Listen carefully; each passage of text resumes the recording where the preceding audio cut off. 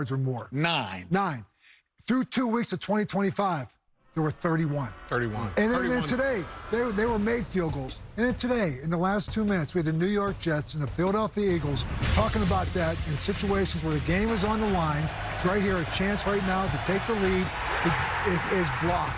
And you're going to see right now, block it. Big boy. The big boy is putting it up, laying it down. And you can see right there, that was a game walk-off block field goal. And then the Jets, right here, trying right there.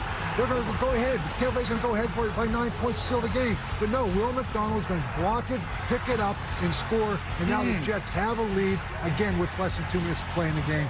The kicking game is back, significantly back, and is a big factor these past 2 weeks. You know what I love about this? You know, when offenses are going out there for a field goal, especially the ones that are further back, there's a different trajectory that these kickers have to kick the ball on, right? So if you're a defensive special teams coach and you're saying, all right, these kickers are kicking at longer distances, which means it's going to be a little bit lower, we are going to have a chance of what? Blocking them. And all of a sudden, we're seeing more blocks than we've seen in a long time. It's all about the adjustments in real time. So you have one thing that shows up from week to week, and all these defensive special teams coaches making the adjustment. And there are two different ways. We saw the Eagles, the push, Jordan Davis, just collapsing that right side of it. Will McDonald on the other side goes over the top, which is not easy to do given the current rules. No touching, goes over the top. Hell of a play. And Denver Broncos last week, they tried to block it. Guess what? Penalty. Leverage call. And they lost the game. Yeah, and they lost the game. You've got glee all over yourself because you recognize the importance of special teams, right? All right, folks, we're getting set to continue here with the State Farm postgame show, and we're going to do that with Cincinnati, Minnesota, Nate. That's right. We have Cincinnati and Minnesota. Listen, big win by the Vikings. Showed up big in this one, and defensively, oh, they were incredible. Specifically, one guy. We'll get to the highlights. Yeah, the highlights will start right here. How about with the New England Patriots going against the Pittsburgh Steelers? Aaron Rodgers is going to throw it right there. He's going to find Calvin Austin right there. Or DK Metcalf in the right corner. A couple of throws really good today by Aaron Rodgers. And then right here, down the middle of the field, Drake May finds Hunter Henry from 16 yards out to tie the ball game up. But then Drake May fumble, Aaron Rodgers left side, Calvin Austin 17 yards. The Pittsburgh defense today, 5 sacks, 5 takeaways. Aaron Rodgers 2 touchdowns on the day. Pittsburgh gets a much-needed 21-14 win over the New England Patriots. Jalen Warren some big runs late in that game right there. But again, big win for Pittsburgh going up to New England. So the defense stepped up to the task today for Pittsburgh to get it done after the game. It was our Evan Washburn talking with Aaron Rodgers. Well, Aaron, I'm here with the quarterback, but we got to start with the play of the defense in this game. What struck you with their performance? Well, I mean, they've been taking on the chin a little bit, I think, the last couple of weeks and didn't really appreciate it. So they came out and played incredible. We were terrible on offense after the first 2 drives. I didn't have a good game, but the defense every time kept us in. I mean, into the first half, deflection, interception, going in for a touchdown, fumble, touchback. I mean, the defense won the game. This was a classic Blitzburg performance. Hats off to those guys. Offense, we got to get in the film room and get better because we can't have our defense save it for us like that every week. Understandable, but you make the plays in that one drive to get the points necessary. What can you take from that? Well, we can take a lot from the first 2 drives. So we came out, played well. We got into rhythm. We were no huddle. Moved down the field, got a couple touchdowns, and we sat on the bench for like 30 minutes. There was a long lull there, and then we stop them. Then we come out, I throw a terrible ball, then we're back in it, then they stop them again. So our defense played incredible. What we can take from it is we had to have some plays, and guys made some plays. That's about it. But we got to get better on offense. I got to play better.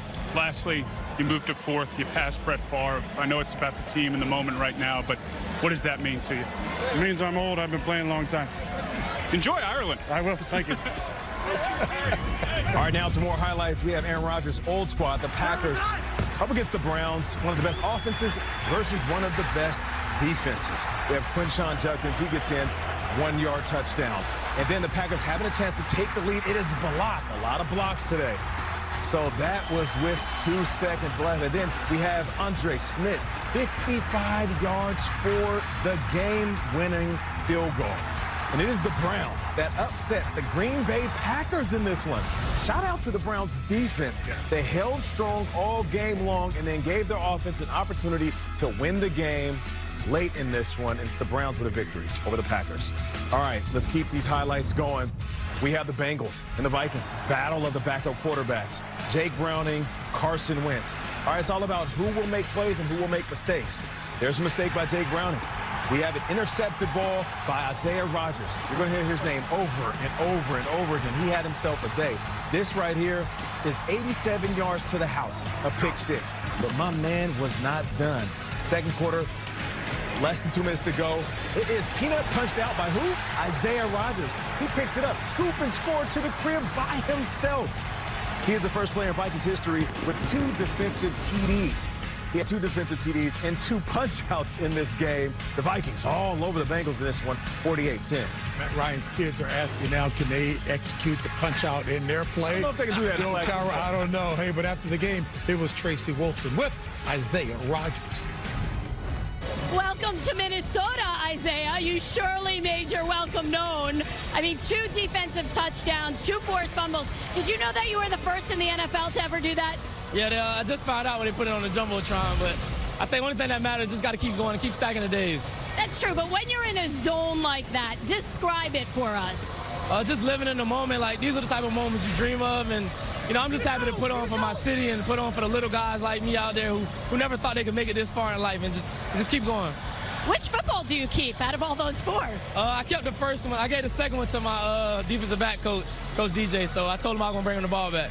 Well, a huge win, obviously necessary after the loss. And just a comment on Carson, because we know it was emotional for him playing for his hometown team. Just describe that, what you think that means for him. It means a lot. I talked to him all week, and you know, we played together in Indy, and these are the type of moments he built for us. So just to see him come out here and have fun and join a team like Minnesota Vikings, and it's all fun and games right now. We just enjoying it. Appreciate it. Enjoy this. Thank you. Appreciate it. You know, I think you said in the pregame, Matt, in this game right here with Cincinnati and Minnesota's, who can run the football? Right? And Jordan Mason came out today in Minnesota and 16 carries for 120-some yards. So I think Minnesota's ability to run the football takes some of that pressure off Carson Wentz, and he did what he had to do. Yep. And certainly, again, I go back to give enough credit to Brian Flores and that defense. Obviously, Isaiah Rodgers has this historic day. So it was a huge, huge win for Minnesota, and they need it. And I think, you know, talking about a team was 1-1, a tough loss they came off to Atlanta on a very short week. It was a big win for Kevin O'Connell. You know, and Coach, you've talked about this quite a bit as a defensive-minded head coach. You have a backup quarterback coming into the game. You're going to talk to every single part of your team. Special teams, here's what I need from you. Offense, running back step up. Receivers, make yourself available. Tight ends, running backs.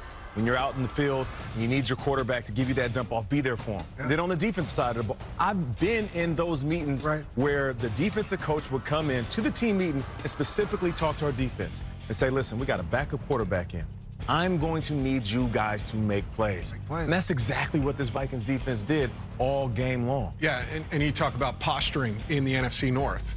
The Packers go down in a tough loss. We all thought the Packers were the best team in football. They had looked that way the first couple of weeks. They went against a really good Cleveland defense, fell a little bit short there at the end of the game. But for Minnesota, you're back in it. Yeah. Right? And I know it's early, but you got to stay on pace with the Detroit Lions, with the Green Bay Packers, and they did that today. I thought Isaiah Rodgers was fantastic, Nate. You looked at it. Former teammate of mine in Indianapolis. I mean, this is, you know, tips and overthrows. We say it all the time. You got to get those on the defensive side of the ball. But what do you do when the ball's in your hand? It shows elite speed going down the sideline right here. And, Coach, you talked about it last week, the peanut punch. My kids are all over the peanut punch. This is textbook right here. Targets it, and again, what do you do when the ball's in your hand? Taking it back, and then for a third time, let's punch it out one more time. Let somebody else recover it one more time.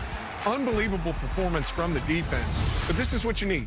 This is what you need throughout the season. You need different phases to step up at different times. Credit to Minnesota. They did an excellent job.